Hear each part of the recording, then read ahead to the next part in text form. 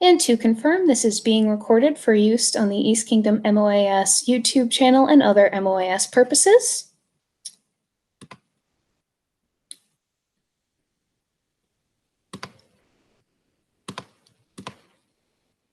And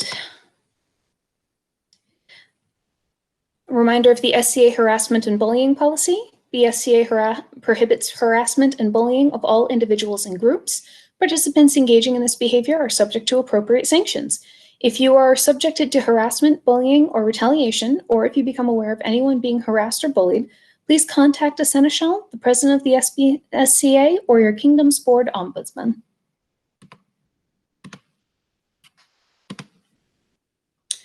All right, the handout is in the chat, and for anyone viewing this in the future on YouTube, it should also be available in the comment or on our MOAS webpage.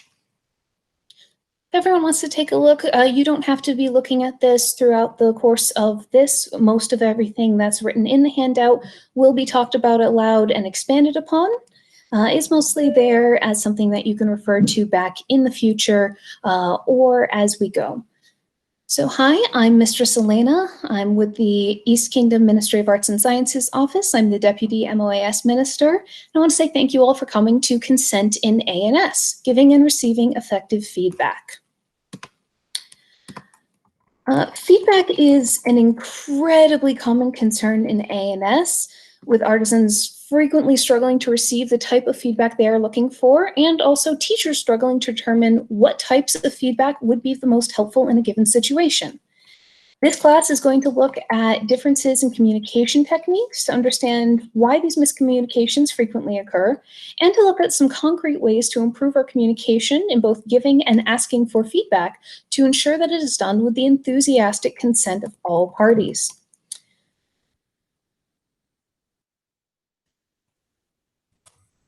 If you do have any issues that you would like to discuss regarding problems you've had in the past or ongoing personal problems, feel free to reach out to us at the MOAS office, both myself or Mistress Lissa Underhill. Our contact information is both in the handout and is also available on the East Kingdom MOAS webpage. We're always happy to help explain how things could have gone and keep an eye out for problems as they do sometimes occur.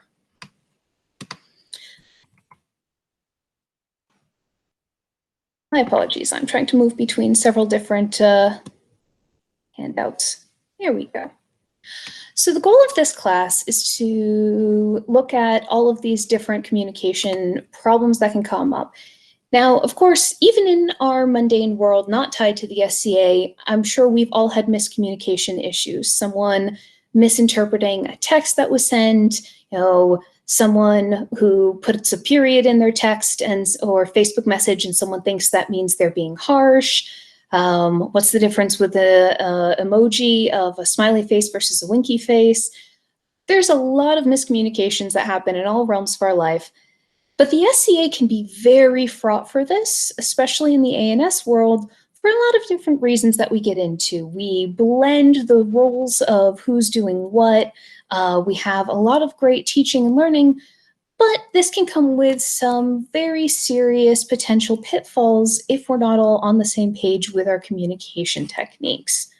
A lot of folks in ANS, I think just about everyone, has had at least one experience, if not more, where either they were hoping to get one type of feedback and got something that didn't feel helpful for them and maybe even felt hurtful, or for those who are doing teaching, people who have felt uncomfortable where they had no idea how to respond to a student, they felt like they handled things poorly, and these can cause a lot of fear, a lot of frustration, and make for some really upsetting times when we talk about how to improve ANS. These types of miscommunications are so frequently at the cause of a lot of issues that people have had.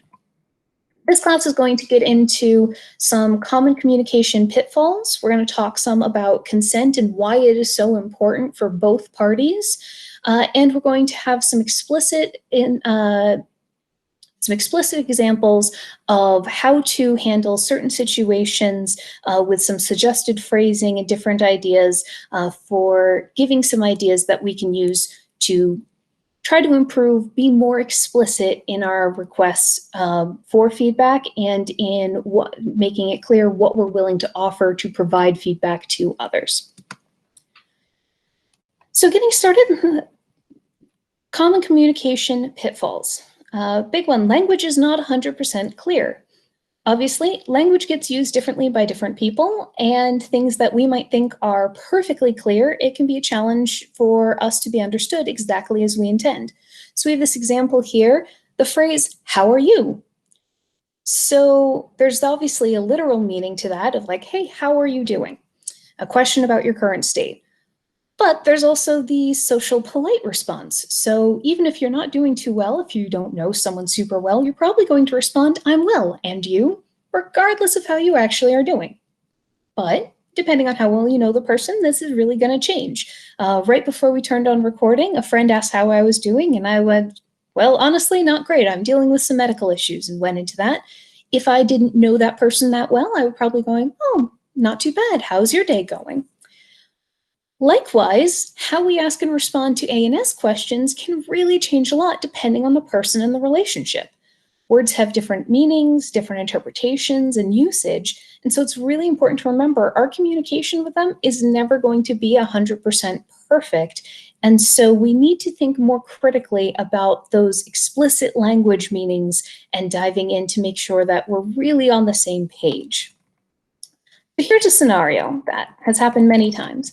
As note for those listening to this, all scenarios being discussed here were used with the explicit consent of the parties involved. However, they are pretty much all incredibly common. Most are a combination of several experiences of some of us who've put things together, and many of them are practically universal experiences of just having at least an element of that. So if you're worried something in here is referencing you, I guarantee it is not, because we talked about that first. But if they feel like, "No, but that could really be talking, about the situation I went through," it's because these are just that common, and that's why we want to try to address them. So our first scenario is an artisan goes up to an expert to ask, "What do you think of my project?" And that seems very reasonable when you think about it. It's like, oh, that's very normal, SCA and S, field. Well, here's a teacher's possible perspective. This is a very open-ended question. It's not clear how much feedback the artisan is consenting to receive. So do they want specific critiques on how to edit it now? Like maybe they want to, tweak things around because they're going to resubmit this project at a future competition and they want to know how to improve things. Do they want suggestions for their future projects? So this is good, but going forward, how could I challenge myself more? How could I improve? What are their goals that they're working towards? Maybe what would be best for their project, or what's really good project for them, where they are and what they want to achieve might be different from what you do. Or maybe they're just simply being polite. They already have people giving them critical feedback and they just want to share it with me. And this is the equivalent of that "how are you" question of like, "Hey, what do you think?" You're just looking to engage and hoping to share your work. Teacher has no idea what of those this person might be doing, and that can be really hard for the teacher to figure out how to respond. So one artisan may have meant by that, "I was feeling nervous. I needed validation that A&S is a path I can pursue and I'm allowed to follow. And when I asked a person what they thought about my project, they gave me a whole bunch of specifics to fix. It felt very overwhelming and like this was way too hard for me to do, and that, my brain was probably right in telling me that I'm just not smart enough or cool enough or whatever to be able to do A&S." Obviously, that's not the response we want people to have, but it can be confusing.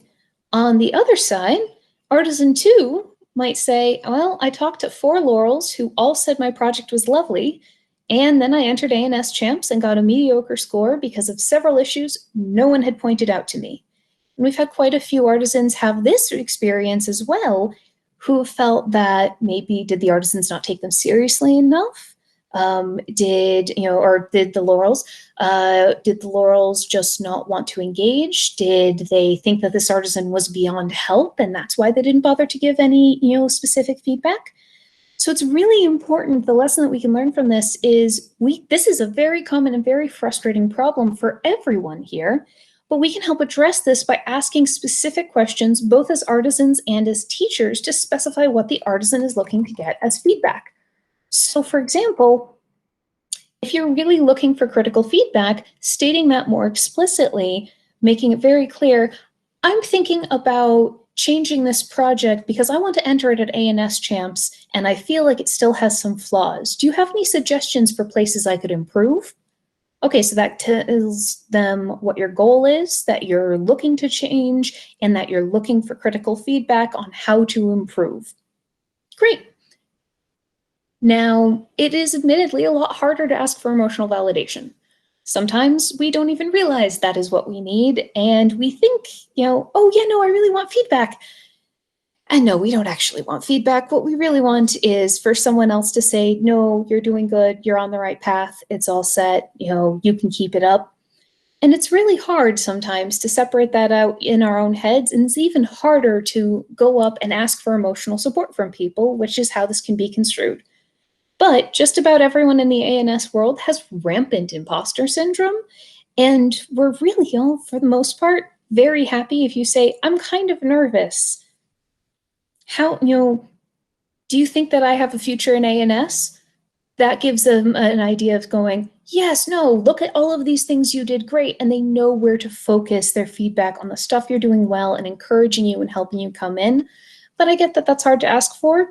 But the more specific you can be, both in your own head and with the words that you use, the easier time it's going to be to get someone to give you the right feedback. But as a counterpoint for teachers or Laurels or anyone who might be giving feedback, this is also on us as well, asking those types of questions. So if someone says, what do you think?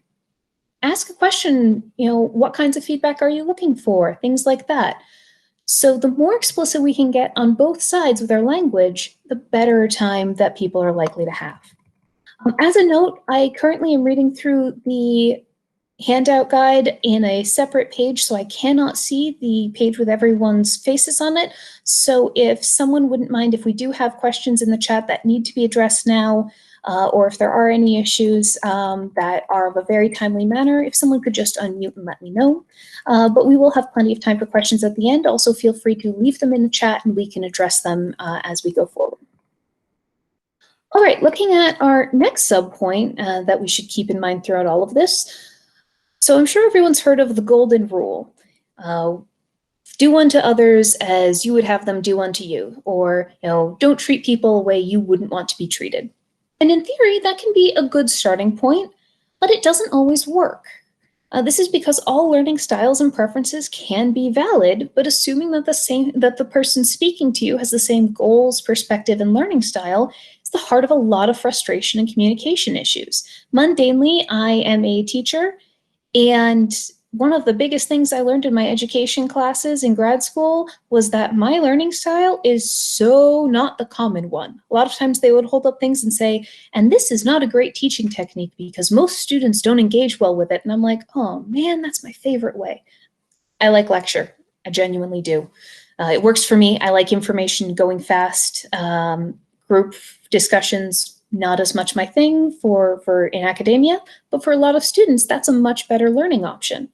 And so it's really important to keep these sorts of things in mind. This is especially true when we're looking at views of feedback.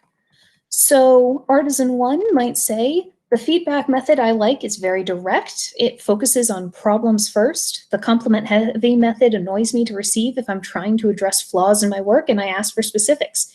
If I want emotional support, I'll ask for it. If I ask for your feedback, I want you to tear it to shreds so that I can fix it. Artisan 2's perspective might be, this is a project I've put a lot of time and effort into. It's nerve-wracking just asking for feedback. If someone starts ripping my work apart immediately, it's disheartening and makes me feel like I just shouldn't bother trying to do A&S. Soft suggestions mixed with support and validation encourage me to grow without causing stress and frustration. Again, it's really important to remember both of these perspectives are entirely valid.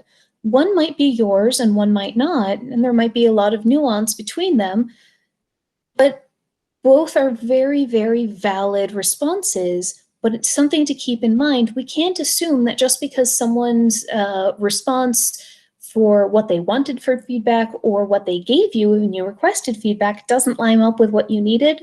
That might not be because they did something wrong. It might just be because the two of you weren't looking for the same things and weren't realizing you were at cross purposes. The teacher's perspective in this situation might be, I barely know this person and I have no idea what type of feedback this person likes, so it feels any response that I might make might upset them, make them mad at me, or A&S.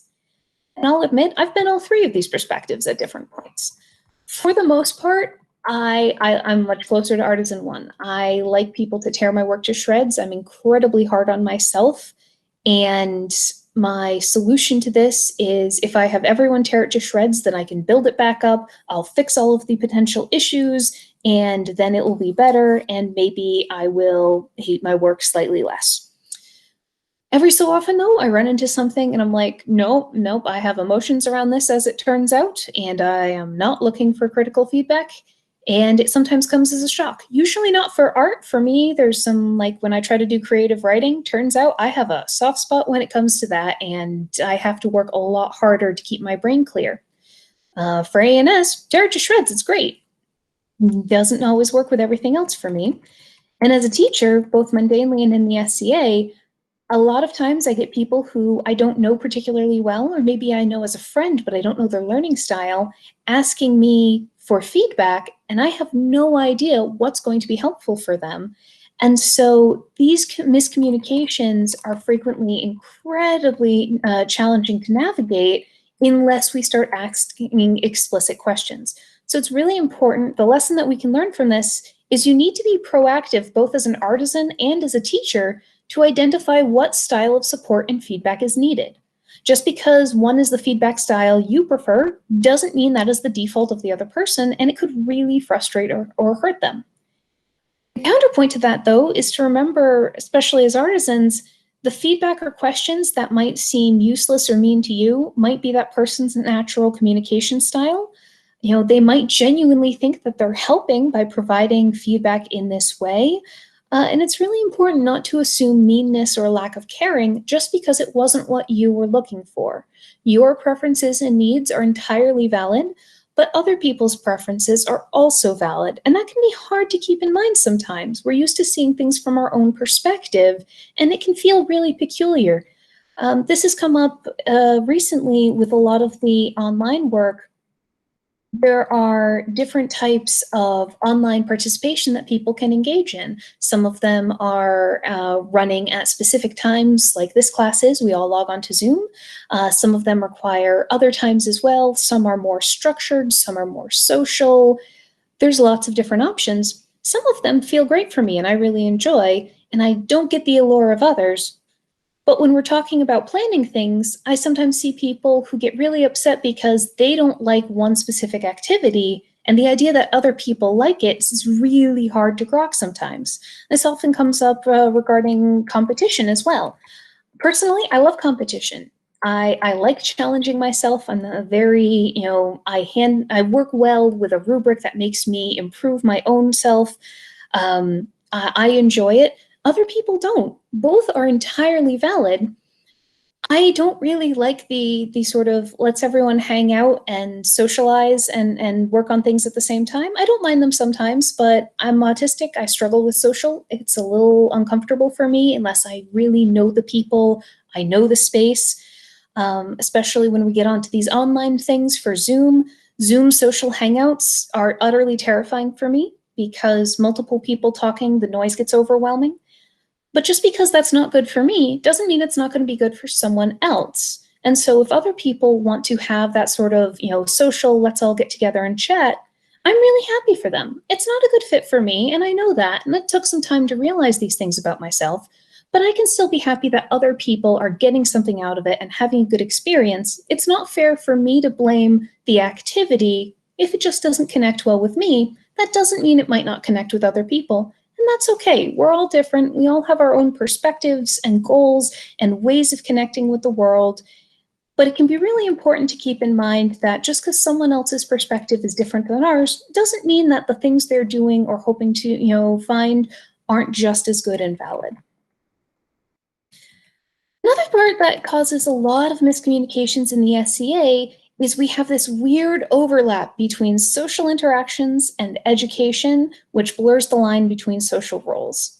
So for example, if a friend posts a short story they wrote or a poem onto Facebook, you would not, I would hope, immediately jump on there and say, your grammar's a little off here, and also your symbolism is a bit overdone. You should probably dial that back. The foreshadowing's way.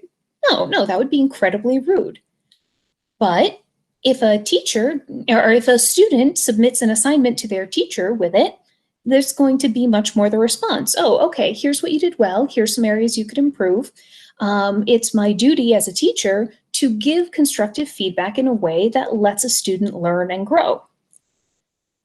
So if I'm a Laurel in fiber arts or something, or research or whatever, and someone else isn't and is looking to learn that, what's that dynamic there? What if they've come to one of my classes before or asked me for advice? Does that change? Are we friends right now, or am I in an educator role? Has the person on either side consented to the role that maybe you assumed they would fit into based on the awards that the two of you had or your past experiences? A lot of this isn't stated explicitly and can cause a lot of problems. So for example, an artisan posts on Facebook, I want to enter X in a competition. Should I? So teacher one's perspective is, I want this person to have a great experience, and I know that the project as they describe it will not score well in that competition. They asked what I as an expert think, so I should warn them to consider something else so they aren't blindsided or frustrated if it scores poorly.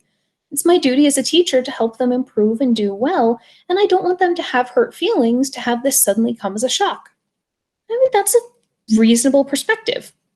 You don't want your people you care about to suddenly have a negative experience they weren't expecting and be hurt by it. So if you can try to avoid that by cutting it off early, that seems reasonable. But teacher's perspective too is, I don't think that project will score well, but that's something their Laurel or mentor can address, not me as a friend. What's more important is that I make them feel excited about trying a competition and validate their capabilities. This is especially concerned because a lot of folks have this idea that, oh, I wouldn't be allowed to do A&S. Maybe I'm not cool enough. I had a lot of these thoughts myself of, well, I do some sewing, but I'm nowhere near what those people are doing. So am I even allowed to enter competitions? And so for people in that perspective, the teacher saying, you can do it, can be really helpful and useful. When this runs into problems is when you cross purposes with different artisan perspectives. So maybe artisan one says, yeah, I'm really nervous about trying A&S. I'm asking my friends for validation that'll give me the courage I need to try. I'm looking for emotional support from my friends to make me more confident. It's scary entering things and putting your stuff out there. That is incredibly valid. And it makes sense that sometimes we need an extra little bit of encouragement that it's okay for us to do this. Artisan's perspective too might be, though, I'm debating if the project idea I have is going to make for an effective entry in this venue. Many of my friends are judges who know the standards for that competition and should be able to tell me if this is a good idea or if I should rethink it. I'm looking for a genuine assessment from the experts I know, and support and validation won't give me the things I need to improve. All of these perspectives are really valid. However, you can just imagine what kind of problems you might have if, the teacher perspective one, which is, I don't want this person I care about to enter thinking they're going to do well and suddenly do not as well. I should give them the heads up if they're asking me for my feedback here. If they run into artisan one who's just terrified about entering A&S, they really weren't looking to win. They just, wanted to know if it'd be okay. Like, is this project even at the point where it's permitted to enter? For the record, you can enter anything anywhere. If you're comfortable with the scores, anyone can enter stuff, but always come to us in the MOAS office. We will be more than happy to try to encourage you through this thing. But I was there myself. It can sound really scary at first, and you might not know. So that artisan one who's just nervous, If someone tries to give them a heads up, oh, hey, you might not score so well, that can feel incredibly disheartening, make them feel like they're being attacked, or make them feel like, well, Laurel so-and-so said I couldn't enter this. This can cause a lot of frustration and hurt feelings and sadness. On the other hand, this has also happened, Artisan 2, who's like, no, I honestly, I have a lot of discomfort. I want to know if I'm going to enter this, that it's going to not make me feel like I'm an idiot. I'm looking for feedback, trying to figure out if I need to tweak this or if this is good to go as is. They would probably feel really hurt if a bunch of people who they know the rubric said, yeah, that's great, you should enter, and then they score really poorly. Well, why didn't anyone warn me? That's really mean. No one in the situation, unless you just happen to connect with someone at the same with the same background as yourself, can cause a lot of problems there. However, we can get around this in a couple of ways, especially by making it really clear. Are we asking someone as a friend, or are we asking them as a mentor or teacher? Are we asking them as a judge? So a sample bit of language here. If you're looking for that critical advice, be explicit. What hat are you asking people to put on? Are you asking them to be a supportive friend, or are you asking them as former competitors? So for example, maybe instead of the way it was initially phrased, phrase it, A&S judges / former competitors. I'm entering this and wondering if X works well with the rubric. This is going to tell people, okay, you're looking at how well it's going to score. You're asking us as judges and former competitors to give you more critical, more explicit advice on what might work and what might not. Versus, I'm a bit nervous, tell me I can do this. And if you're not comfortable saying that, maybe something a little softer, but that still makes it a little more clear. Hey, I'm feeling like I'm not experienced enough for this. Is it okay if I enter? Things like that can give people an idea what kind of support is going to be helpful for you, so that they're able to provide it. But explicitly saying, are you talking on your Facebook page, are you talking to your friends as friends, or are you talking to your friends as people with experience you're hoping to draw on? And the more explicit you can be to tell people what hat you're hoping they can wear can make this a lot easier. This comes up a lot even in our office. I have friends who reach out to me privately saying, I want to enter this. Should I? And every single time it feels like a minefield where I'm like, I love you as a human being. You're a good friend. I have no idea what kind of feedback. The best I can do personally is saying, well, what does doing well mean to you? What types of feedback are you looking for?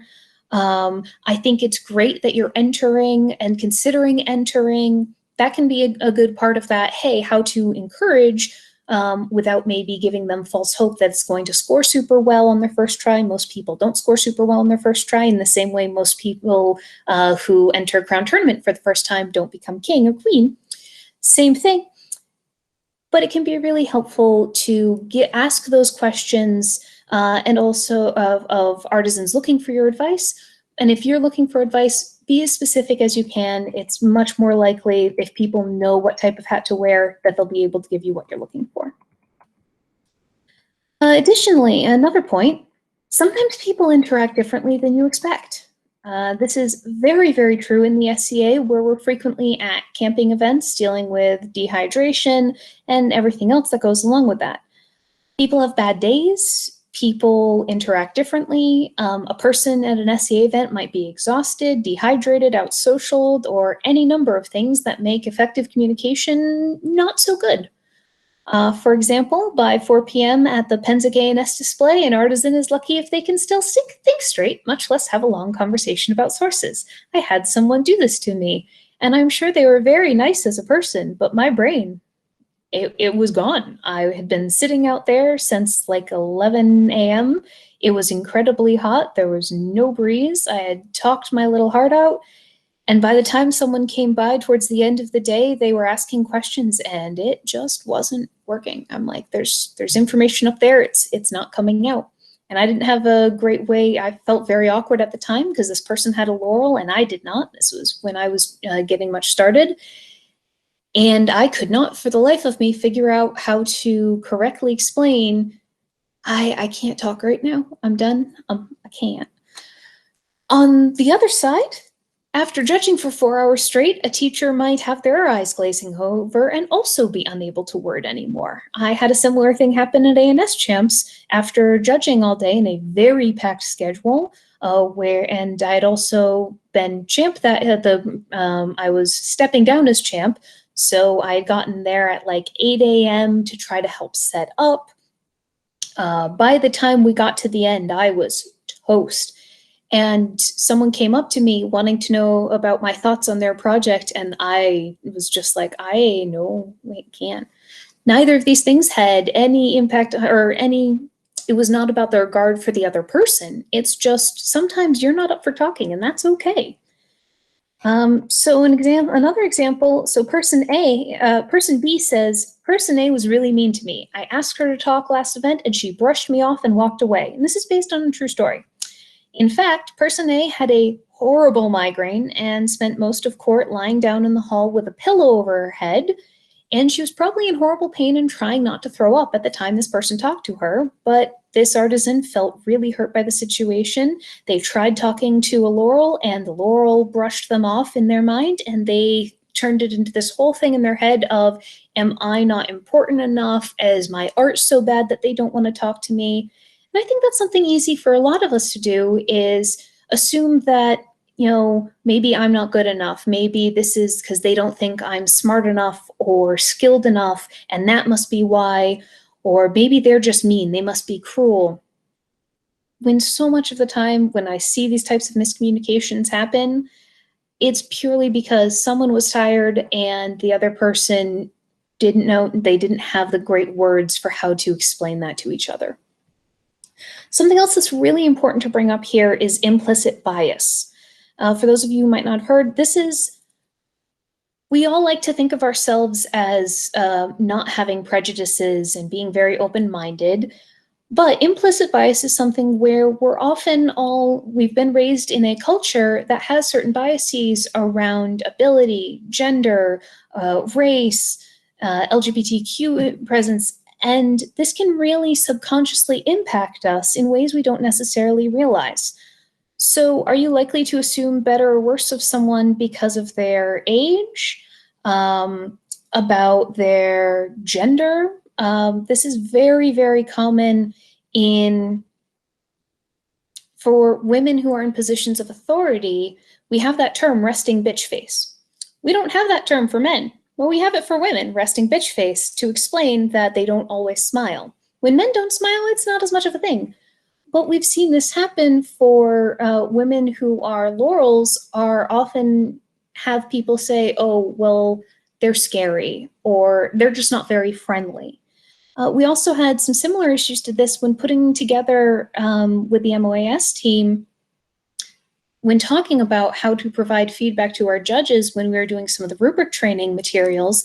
What was really interesting was all of the men on our team felt that we should just be very direct. We didn't need to be giving all of this advice because they give direct feedback all the time and people don't get upset about it. And the women on the MOAS team were like, oh, no, we have to be very careful. We really have to worry. We have to make sure everyone sees us be friendly. We should remind people, to be smiling and nice. And it really highlighted to us the different expectations we put on, women in authority.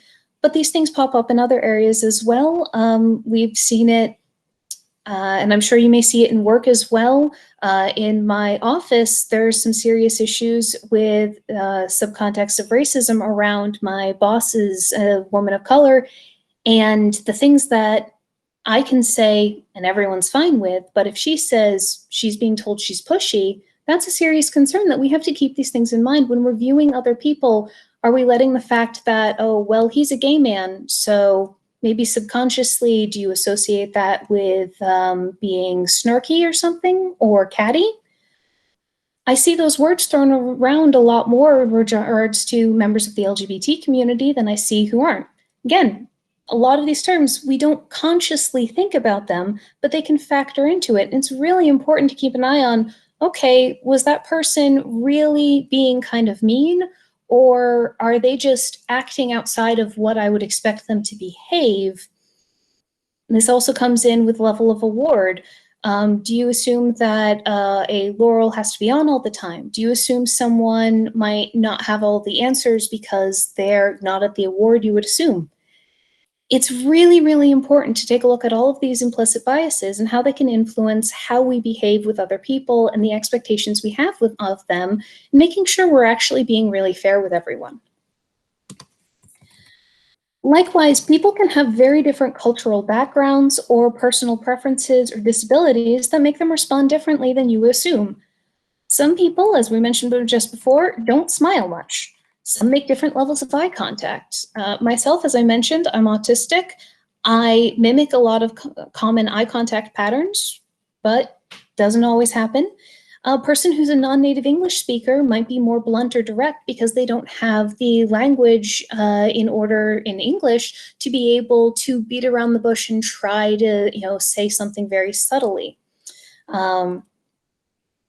This comes up pretty frequently because our East Kingdom crosses over into parts of Quebec, which means we have quite a few people, including Laurels, who are native French speakers and speak English as a second language, and their phrasing sometimes is less direct. If I tried to give feedback in French, I could do, this is good, this is not good, do this. That's about as far as I can go, and I'm not even going to attempt it because everyone will tell me how wrong I am if they actually know French. But that doesn't mean that this person doesn't care and doesn't want to help, but it's really important to take things like that into consideration. We've had issues with a French native speaker in Laurels being criticized as being not friendly or that they aren't being supportive enough because they're being more blunt or direct in their feedback because they didn't have the language to realize what was going on. But the language differences made it a lot harder to come up with these softer ways of phrasing things. All of these things can be very frustrating for everyone involved. So it's really important to try to avoid assuming that someone is mean or cold just because they interact differently than you do. Additionally, different cultural groups sometimes have different preferences for eye contact amounts as well, also for how close you get to other people. Some people are naturally very touchy-feely and some people aren't. I'm in my personal space bubble is like 4 feet. We're in COVID times now. That works great for me because if I could keep everyone permanently 6 feet away from me, that would be wonderful. I like my personal space. But that's not a reflection of other people. That's a reflection of, what I like.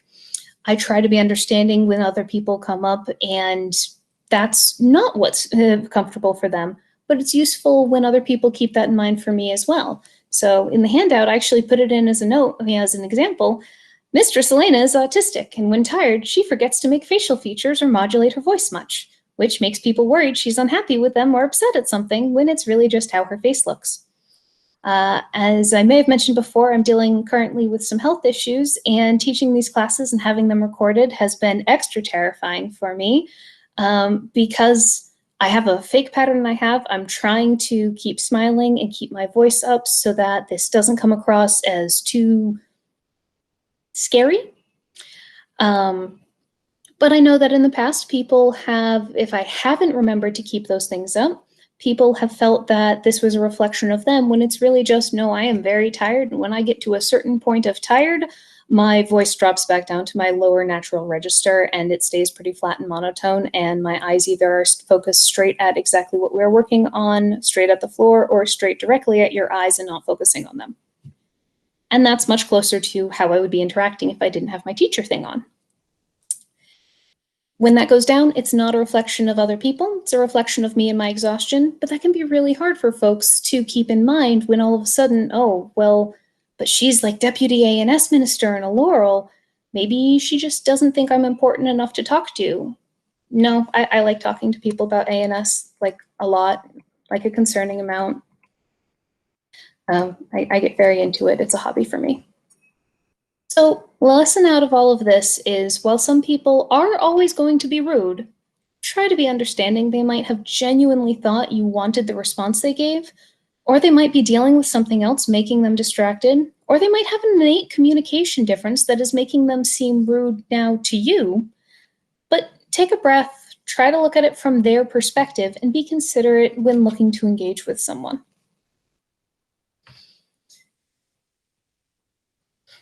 I do want to note there, while I think it's always best to assume everyone has good intentions, that is not always the case. There are sometimes people who maybe are being a little cruel and maybe are putting down other folks to try to make themselves feel better about themselves.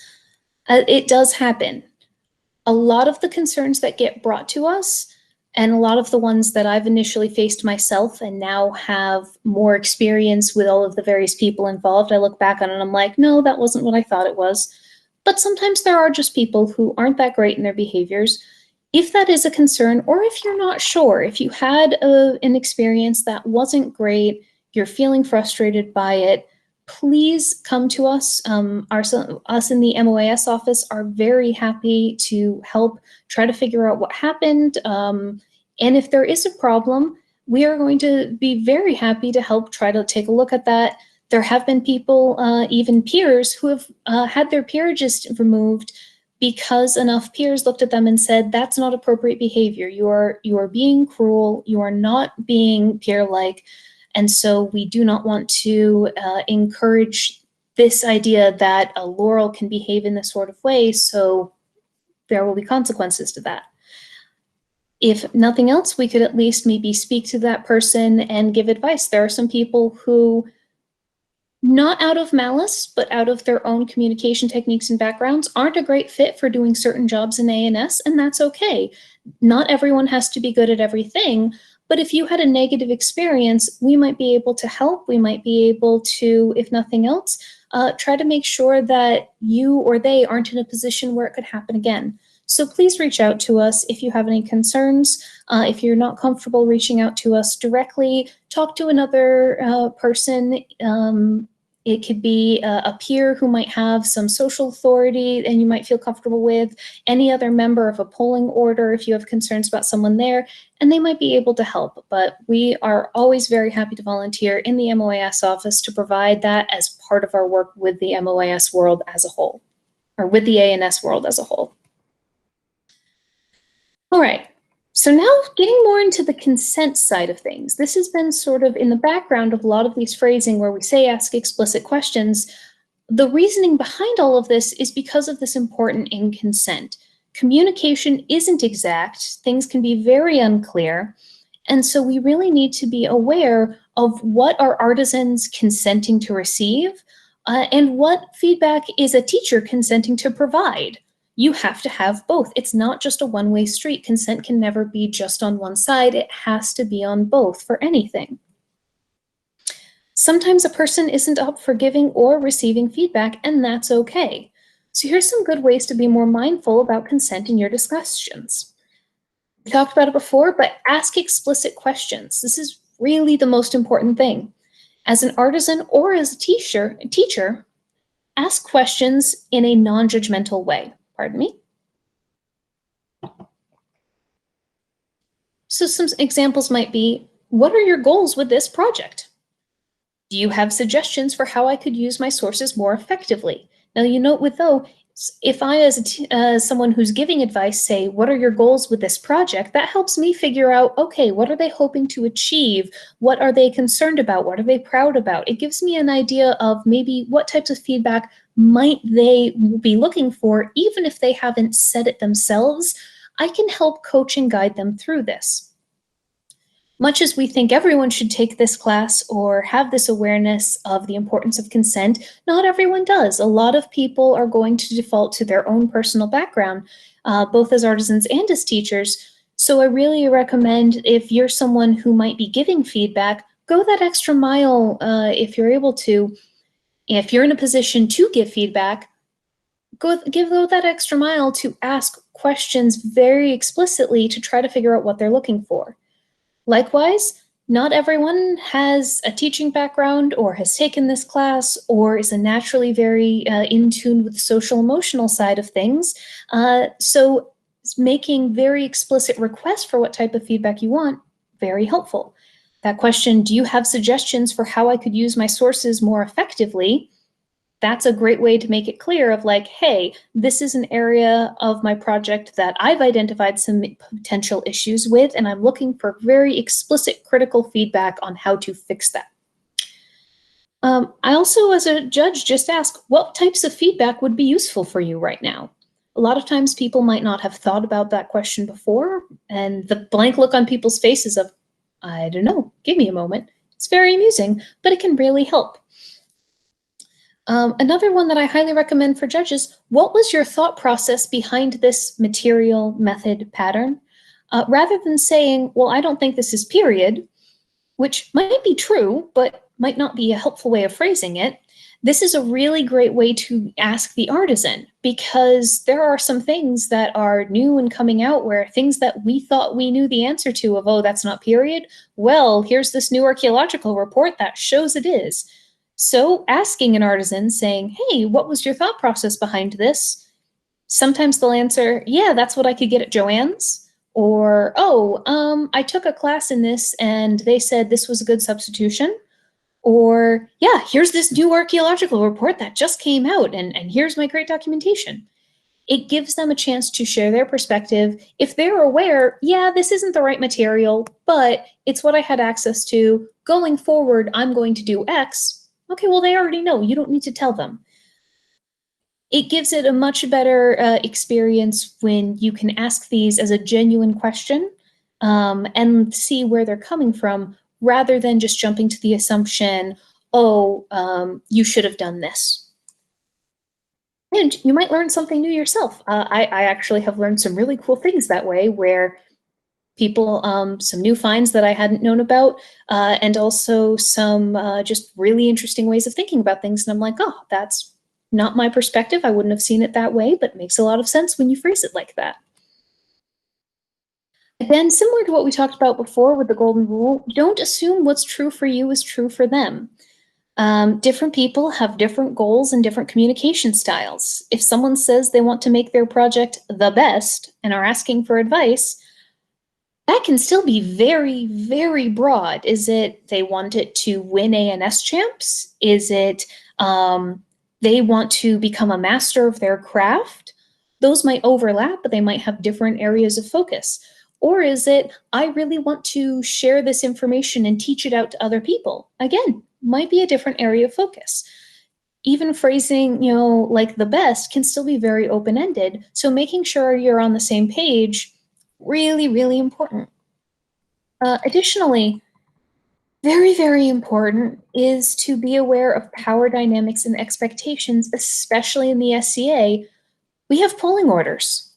So that means everyone who's not in the order, who wants to be in a given order, that's a polling order, knows that this person who's in that order will have the opportunity, possibly in the near future, to vote on if they think you should be in it or not. That's going to make for a really tricky time with consent. This is why when we talk about consent in non-SCA areas or in non-ANS areas, we talk about power dynamics of, it makes it hard to have clear consent if someone's working for each other, if there's other differences where one person's in a position of power. That's pretty much built into most ANS discussions, where one person maybe is a Laurel and one person is hoping to eventually become a Laurel. How can we make sure that they really have free consent to be able to set their own boundaries if we're not really making it clear that they have the power and authority to do it and will not be thought ill of if they set boundaries?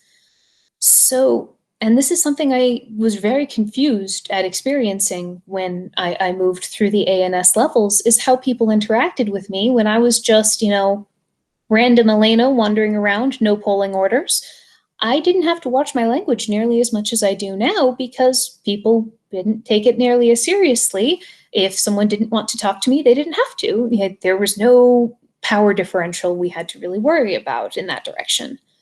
When I got my munch, a few people who wanted to eventually get it, at one point I made a similar question. This was back before I had thought through a lot of this stuff of, oh, well, have you thought about doing X? because, well, we're friends, we've been doing stuff together, it feels dynamic. And this person froze visibly and said, do you think I have to do that? Is that something I need to do? And it was very weird. And it took me a while, and not until we had another discussion in the future where we realized, yeah, they couldn't tell of like, well, you're a munch now. You say I should do this. If I disagree and I want to do something else, does that mean that you don't think I'm munch worthy? And for me, that was nowhere near in my head. But that's the kind of power differential stuff that can really make this all a lot harder. Members of polling orders really need to consider if a student is actively seeking out your advice. Are they continuing to engage with the conversation? Like, are they saying, oh, well, what about this? Hey, what do you think about this idea? Or are they just kind of standing there being like, uh-huh, oh, thank you.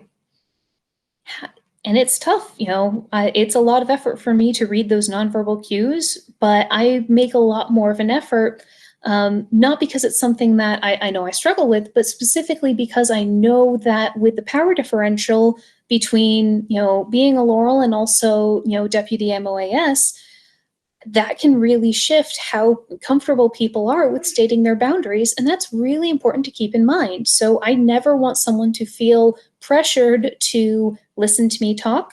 I apologize to all of you, but you could all log off at any time. I never want anyone to feel pressured to answer questions I have. But it's really important to keep that in the back of my head of, am I making sure that they have an out? Am I making it clear through my phrasing and my mannerisms that this is all opt-in and I won't hold it against them if they're not up for this right now?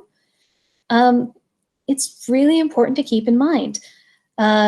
Peer fear really can exist, and the stress around it can be very, very real. We really need to be careful that we're not putting pressure on someone to engage if they don't want it. This has sometimes kicked up. I got really excited. Someone was doing a project that was very similar to a thing that I had just seen, and it was so cool, and I was so excited. And I almost made a not great comment, not negative, but just, this is so cool. Have you thought about doing X? You should really try doing this going forward, because I could see the thing they were working on, it would be so great, and they could totally build on it. And I saw in my brain how cool that would be. And I had to bite back and be like, no, this is a cool project. Yeah, it would be really neat if they went in that direction. But if you say that in that very excited, focused tone of voice, that could come across as a, you got to do this. And I don't want them to feel that way. Maybe they will, maybe they won't. But I got to really dial back when I get excited and remember that power differential. I will say, on the other hand, it is also really important as artisans.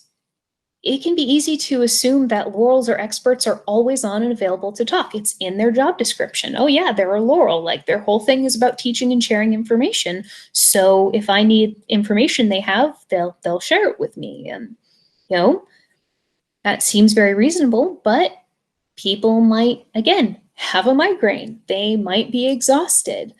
The imposter syndrome, as I mentioned before, is horrifically rampant in ANS. And as a result, I've seen teachers who feel obligated to try to have a conversation and try to help, even when they're not in a good headspace for it. And it has pretty much always led to badness.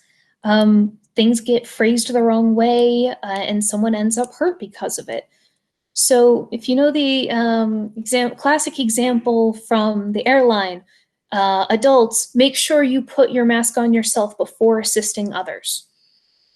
And I had someone at one point get into a huge fight about that, where her argument was, well, that's just ridiculous. If I want to help other people, I should be able to help them, because it's really important that I put other people before myself. But the point about, the airline telling you to do that is, if you pass out, you're not good to anyone. And so getting that mask on yourself means you're able to then go and help other people. And that comes in for peers as well. Yeah, it's great to be able to provide that support and advice. But if you're so exhausted that you end up not having your mannerisms correct, getting too excited, or not seeming excited enough, and someone is hurt by it, you didn't actually make the situation better. And it wasn't that you did something, bad or wrong or awful. It's why we ask everyone to keep these sorts of issues in mind. But it's entirely valid to say, even if you're a peer, You know, if you're a Laurel, you don't have to be available to teach all the times. It's good and healthy to set those boundaries and say, this is great, I can't do this now. Both parties need to be consenting to a discussion, both because that's the right thing for everyone to do, and because it makes it so much easier to avoid miscommunications and frustrations. If everyone wants to be having the conversation and it is a mental space to be able to do it well, even if you have different communication techniques, you're probably going to be able to work on most of it out. If one of you is not at your best, that can seriously cause some problems. So keep all of those dynamics in mind about what boundaries do you want to set and making sure that you feel comfortable. And it's hard. Setting healthy boundaries, especially in these power dynamics, really challenging. And I know people at every level who genuinely struggled with this. But it's a super important thing to work on for our own best interest and for our abilities to help others. Another good point to remember, consider the venue. Now, if we have a judge and an entrant in a competition, there is consent there. So if I'm just walking around an event and someone comes up and hits me with a rattan stick, and I did not enter a competition, any sort of tournament or sparring match, that is in fact assault. However, if I decide I'm going to get in heavy list and go and fight, then there is a consent that I have consented to participate using the rules of that competition, sparring session, etc. It's okay if someone's going to hit me. Likewise, in ANS competitions, if you enter, you are consenting to follow the rules of that competition. For ANS champs, we actually have a whole judges agreement, which sets out expectations we expect them to follow, and competitors agreement, same thing. And they put a lot of things explicitly of what are you consenting to provide as feedback as a judge, and what are you consenting to accept as feedback as an artisan, because we think it's so important that everyone remember these things. However, just because the entrant has agreed to be judged by the rules of that competition, that doesn't mean they've agreed to have all of your feedback about related topics. They've agreed to get your feedback about this project that they brought. Maybe they do want advice for how to improve in the future. Maybe they don't. So it's important to keep that in mind. They've consented to this one specific thing. It's quite possible they would genuinely love that help and advice for how to improve more in the future, but you can't assume that. You have to double check. Again, asking questions about what the entrant is looking for can really help. There is a lot less assumed consent in an ANS display, and this runs into a lot of issues where there's a lot of confusion about how much consent has someone provided by entering an ANS display. My personal opinion is none. They have consented to display their items. You are allowed to look at them. That much is definitely okay. Past that point, you need to check for explicit consent. So maybe they just want to show off this cool thing they're proud of. Maybe they're looking to make friends with other people who are teaching in that field, but they're not necessarily looking for feedback. Or maybe they're really hoping they'll find someone who can say, hey, this is cool, but here's how you could get better, and teach them. All of those perspectives are valid, but just because someone is present and displaying doesn't mean they've consented to take your feedback or to listen to your feedback. So unless they've explicitly invited you to, or you have a pre-existing relationship that they've agreed to, you really should probably just stick to compliments, polite phrasing, and asking, or just don't engage. Going around, smiling, looking nice. If something is wrong, fun story, there are lots of things wrong in the world, and we don't have to always jump in to say. If someone wants to know, there's lots of opportunities for them to ask. But I really think it's important for us to kind of shift some of this idea that just because someone is existing in a public space does not mean that they have consented to getting feedback, even if that space is a display space. Note that we call it display. It's not competition. It's not, getting feedback. In the MOAS office, we do provide structured feedback options for those artisans looking for it, called the consultation tables. We are providing them virtually as well, and we can set those up virtually at any time. So if you are looking for more explicit feedback and you're not sure where to find it, please reach out and let us know. But we really are trying to separate these areas out for venues of, if you're looking for people to see your work, but not necessarily critical feedback, because you've got a setup with your Laurel, you're good, you don't need other people. Cool. You can use the display, and you don't have to sign up for any consultations. Maybe you're not super comfortable competing, but you'd like to have your work seen and you'd like to connect with some other people and get some feedback. Great, you can display and get the consultation. And that way we can help connect you with artisans in that field, give you some structured advice. But our goal is to have everything for the artisan to be able to opt in to the level that they want and only that level, and not feel that they are pushed into something they are not comfortable doing, because that's not pleasant for anyone. Finally, or not finally, there's still more past this on the handout. Additionally, we've talked a little bit about this before, but err on the side of caution, kindness, and understanding. So for teachers, that means it really is often safer to give a more polite non-answer first. So, that's lovely. How interesting. As an artisan, thank you for your perspective. Sometimes I said it with a better straight face than others, when I'm just like, I can't, I'm tired, I'm done, I don't want to, how interesting. Indeed. I just repeated some of those on loop by the end of the day a few times when doing displays at Pensick. But as a teacher, starting with those, oh, that's so lovely, what a great project, I love that color. And then you can always check and see if more explicit feedback is welcome or available. However, if you start with that explicit, I don't think that pattern is period, or those sources aren't good quality, and then find out the person was looking for validation, you can't go backwards. You can always start softer and go more critical and explicit, but once you've started critical, you really can't walk yourself back effectively most of the time into being helpful. I still hold on to every negative comment that has ever been said about my work, including at display things. And again, I've done lots of stuff. I've been in the finals of ANS Champs twice. I was King's Champ of ANS. I'm a Laurel. And I will tell you all of the times when people made offhand comments that hurt me, because I am the hardest person to myself. I am always my greatest critic, and I hold on to every negative comment. And some of those negative comments were helpful and useful. Some of them weren't. It's always better to start from that positive and then see if they want to go somewhere, because you really can't take it back if it goes from the other direction.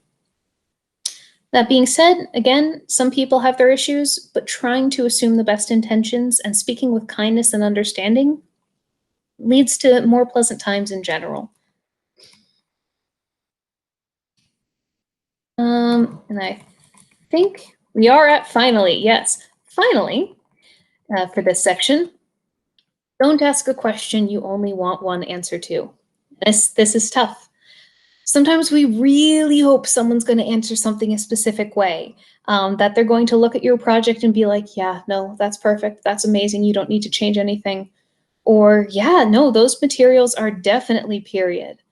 Or where I'm running into, yeah, no, I'd love to come to your class and read your notes. But for this process to be done with consent, people have to have the option to genuinely, we have to genuinely give them the option to say no and to not be upset at them for that. So for example one, if an artisan asks, hey, is this a good idea or plan for an ANS project where I want to try to win ANS champs? It's a great question. But if you ask someone this question, you have to be open to the idea that they might say, no, that's probably not going to score well. Or, no, I think you're not stretching yourself. Or, no, I think it has some issues here. You're asking for their opinion. You can totally disregard it afterwards, but you can't be upset at them for giving you your thoughts after you ask for them. And this comes up pretty frequently, where people ask, hey, do you think this will score well? And every time I'm always like, oh God, not this question. I previously was the rubric deputy. I think we have our new rubric deputy here now. And so a lot of people came to me with rubric questions, and every single time it was okay, do you want the answer? Do you not want the answer? It's tough. And I had to just go with, okay, this is literally in my job description. I will give you some feedback on how the scoring process works and how I think this would score if you want it, but I really want to be clear that's what you're looking for before we go further. Because people still sometimes weren't happy because the answer they wanted to hear was, yes, this is going to score amazing. And there was nothing I could do to phrase it in a way that would be softer or nicer or checking more. The only answer they wanted was, yeah, this is going to be great. And that's not really fair. I was on the other end of this at one point. Before I was a Laurel, when I was trying to figure out, oh, well, what can I do to improve myself? What are some areas that I still have to work on? I asked a friend of mine, and he said, well, honestly, you don't teach that much. It'd be good to see you expand your teaching. And my first response was, are you freaking kidding me? Because in that past 12 months, I added it up because this is my paranoia. I went back and double checked. I had taught 18 classes on a wide array of topics. They were a mix of kingdom-wide classes, baronial ones, at Penzic, as well as some online and some local seminars that went through a multi-month process. And so my first response was like, well, that wasn't good advice. But then I started thinking critically. I'm like, okay, well, I asked him for his advice, so I definitely can't be upset about it. But I got his perspective. What can I take from that? And something I realized after thinking about it was I was teaching all of these classes, and most of them were on fiber arts of various types, but the only places I was advertising them was in fiber arts places. So the Keepers of Athena's Thimble is the embroidery guild. So when I was teaching a thing on smocking, I advertised it there.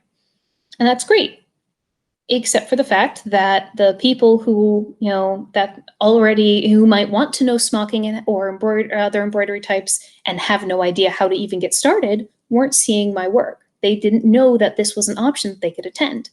So I took this feedback and I went, all right, what if I start broadening out, because maybe I'm being too narrow in how I advertise these classes. So even tonight, I advertised this class on my Facebook, because on my personal Facebook page, because my past ones for crafting especially, I've had people who weren't even in the SCA end up joining because they started coming through this process. I had quite a few people who I do live action role playing, and they were friends of mine from there, and they started coming to SCA events that had classes because they wanted to learn crafting and ended up joining.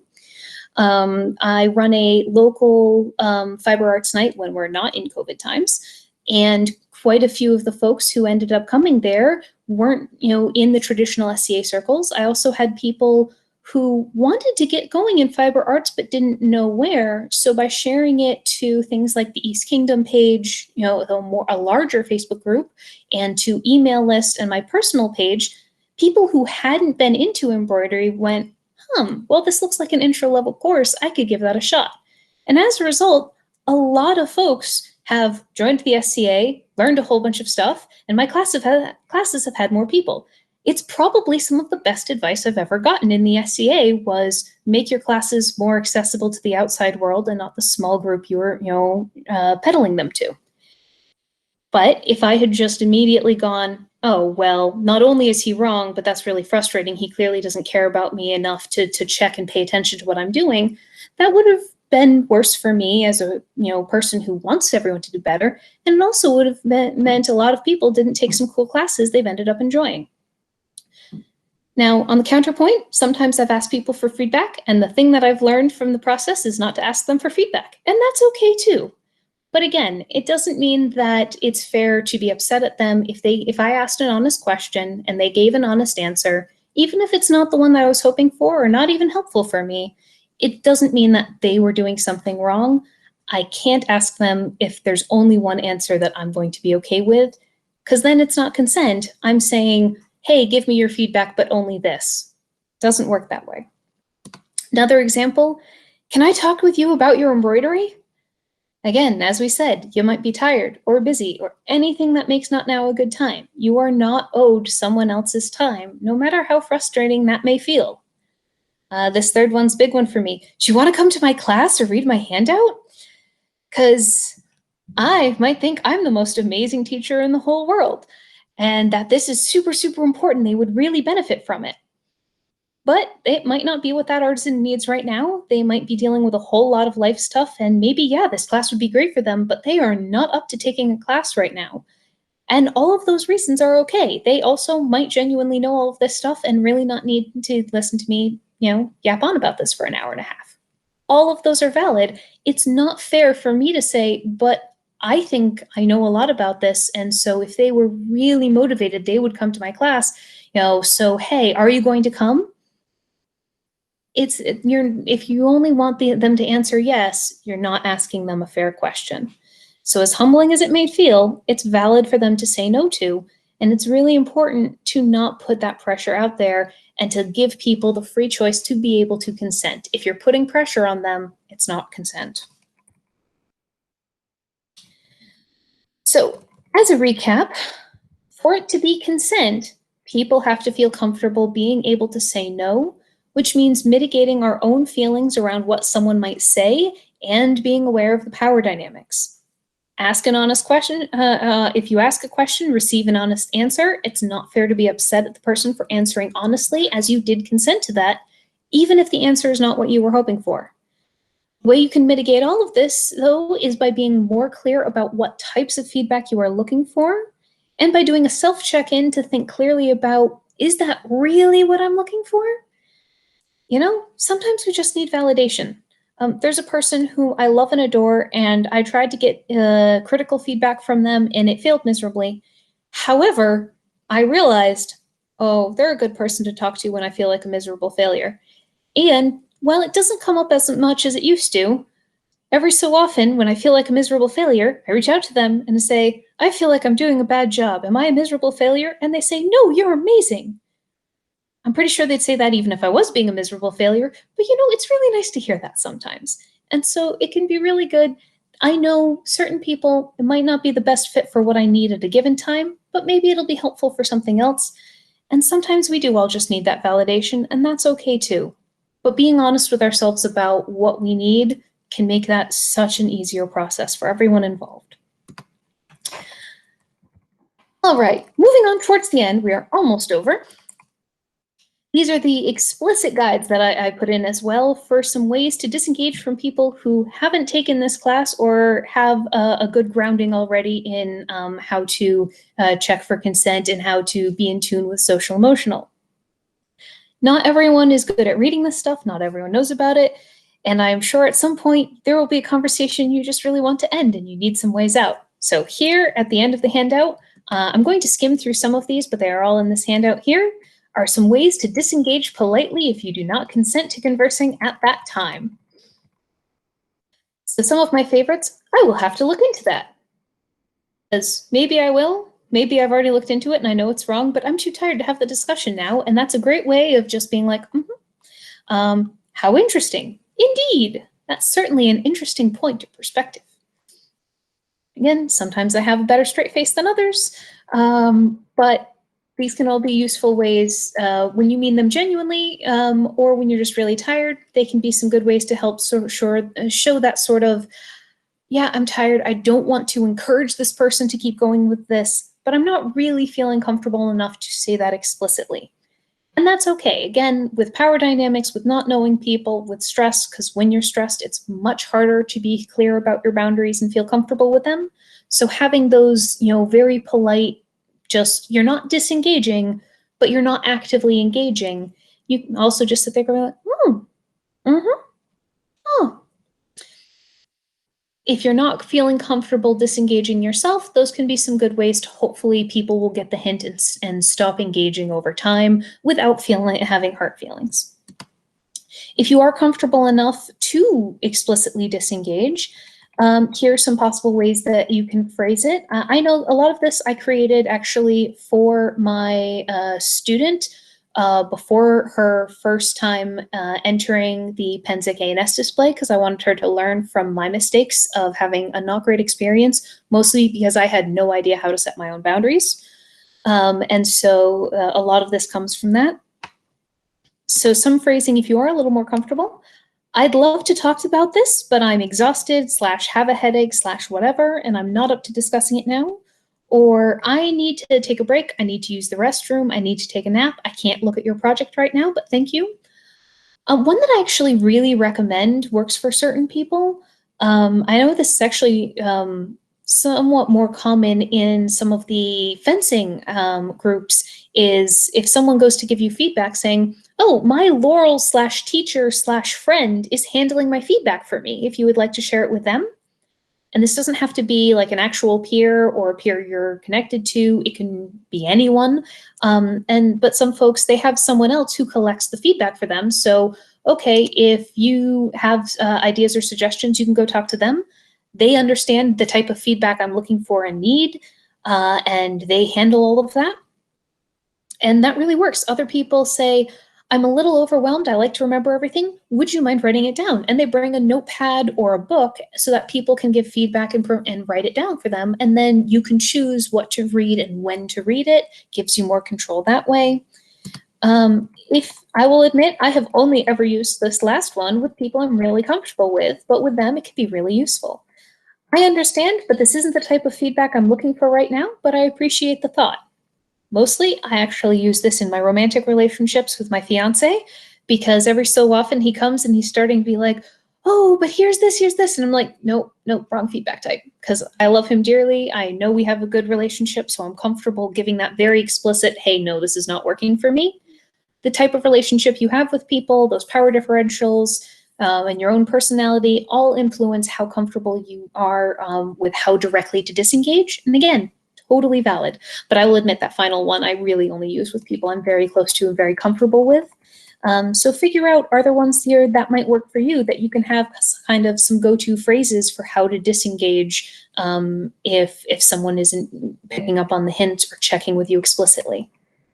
Something that's important is, for a lot of us, it's hard to tell, is this a polite disengage, or, do you genuinely need a break? Because either is valid. But if you do want to talk later, but just not now, cool, I'll set something and follow up. Whereas if oh, I'm busy now, we'll totally hang out sometime. Okay, that's a little more unclear, but like, I get it most of the time. I haven't always gotten it. So if you want to be more explicit, you could say things like, I'm really interested in your thoughts, but I'm exhausted. Could I email/Facebook message you about it this week? By saying, hey, I can't do this now, but could we have this interaction in the future, is an easy way to make it explicit that, like, no, you genuinely really do want to have this conversation. You just can't right now. And coming up with that time and place can be helpful. Likewise, if you do have the space, if you're running between things at events, I've had people grab me when I was teaching way too many classes at a certain event, and I was just back to back, running back and forth. And someone grabbed me and I went, I'm teaching 3 classes. Can you Facebook me or grab me after court? And they just kind of smiled and laughed, just like, yep. I'm like, thanks, and kept running on by. It does take a little more effort to explain those things, but it can avoid some of those hurt feelings by someone who maybe doesn't know that, no, this really isn't about you. This is, I am horrifically overcommitted, because I do that a lot. I make poor life choices. Don't follow my example. Set better boundaries. So in conclusion, miscommunications are incredibly common in the whole world and can never be entirely eliminated, and this is especially true in the SCA, where we blur the lines between social acquaintances and student-teacher dynamics. But we can try to mitigate hurt feelings and frustrations by ensuring that both parties understand the questions being asked, are willing and able to discuss the matter then, and have the freedom and comfort to answer truthfully, and by also trying to look at our interactions with people with compassion and empathy. And we nailed that right a little before the 1.5 hour mark. So if anyone has questions that they think would be useful for everyone to hear on the recording, you can either chat the person, drop it into the chat, or you can unmute and ask those now. And when we're finished with those, I will turn the recording off if people would prefer to ask questions more privately. And again, I am available by Facebook message or email if people would prefer a completely private discussion. So any questions?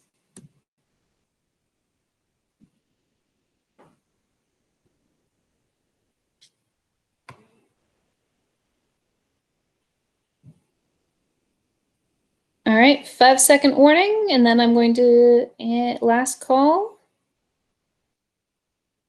All right, well, thank you all very much. I'm going to turn the recording off now.